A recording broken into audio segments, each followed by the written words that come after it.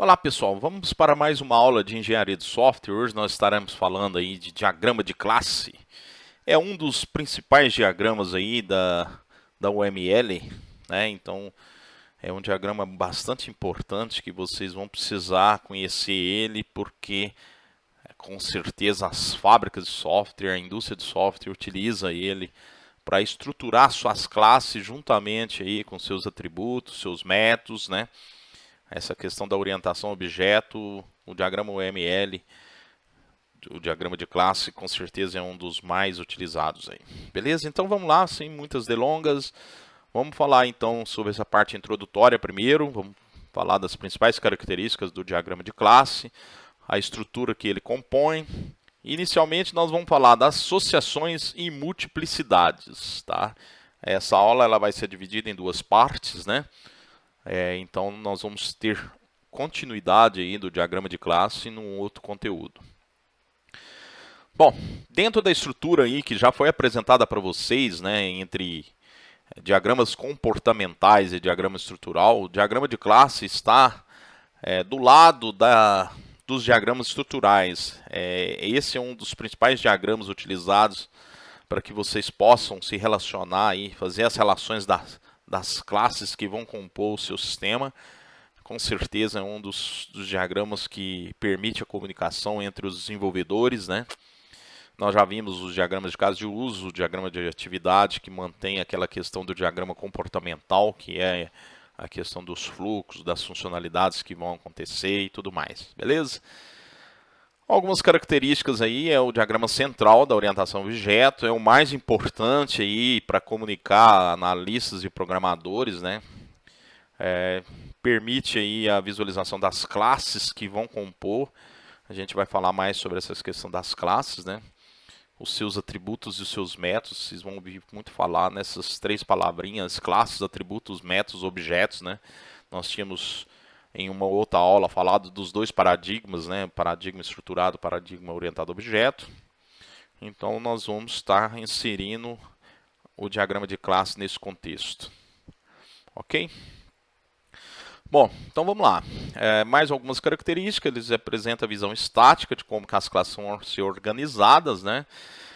Ajuda a definir a estrutura lógica, serve como base para a construção de outros diagramas e basicamente é isso, né? Descreve o sistema como vai ser modelado em termos de estrutura, ok?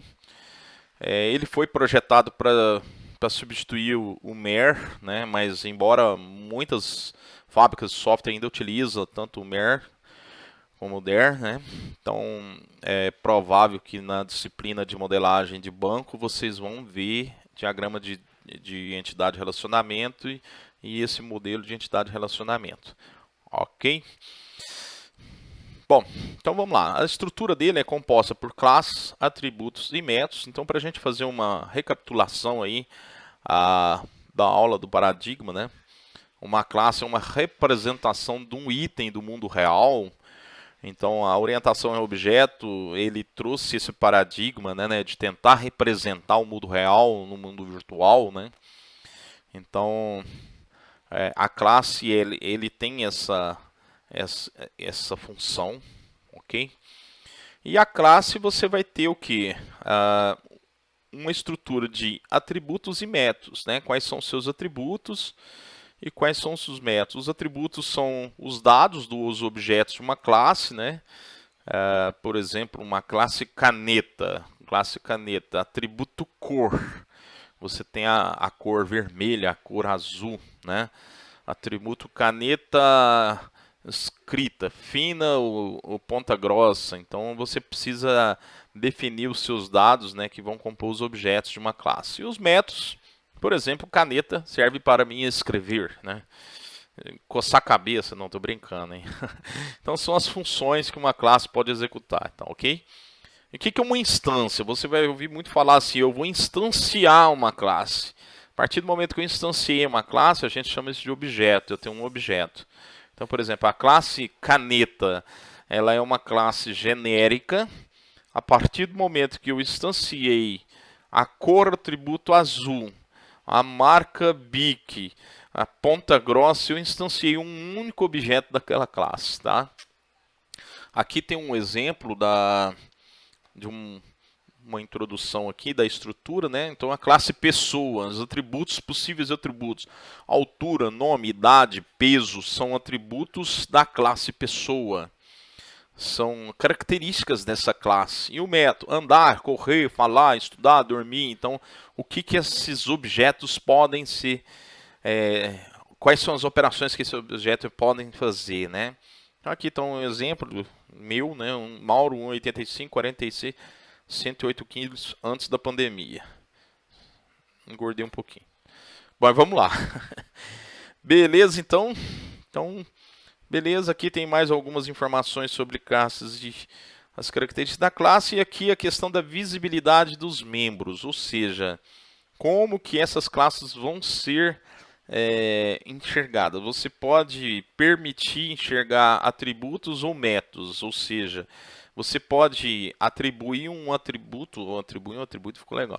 Você pode definir um atributo como público ou não. Esse atributo ele vai ser visualizado apenas dentro do objeto, ele não vai ser, ele é protegido, ele é privado.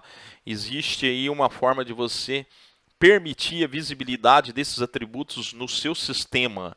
E aí vai depender da como que você quer que as operações façam essas interações. Então, essa arquitetura de atributos é interessante você arquitetar a forma com que esses atributos vão ser visualizados, não só os atributos, mas os métodos também, tá? Para que você possa dar segurança para a sua aplicação. Bom, então a forma com que eu represento uma classe, né? Então, como é um diagrama, a gente vai ter que desenhar a classe. Para desenhar a classe, eu tenho que representar ela de alguma forma, né? Então, um desenho da classe é esse desenho que vocês estão vendo aí, né? É um retângulo aí com 3 divisões. Aqui você coloca o nome da classe, aqui a lista de atributos com seus tipos. E aqui são os métodos, que são os seus operadores. O que essa classe vai poder fazer? Ele vai chamar esse método para calcular a idade, por exemplo, para estudar. Então, esse aqui são as funções que essa classe vai permitir a partir do momento que você instancia um objeto. Ok? Bom, vamos falar agora de associação.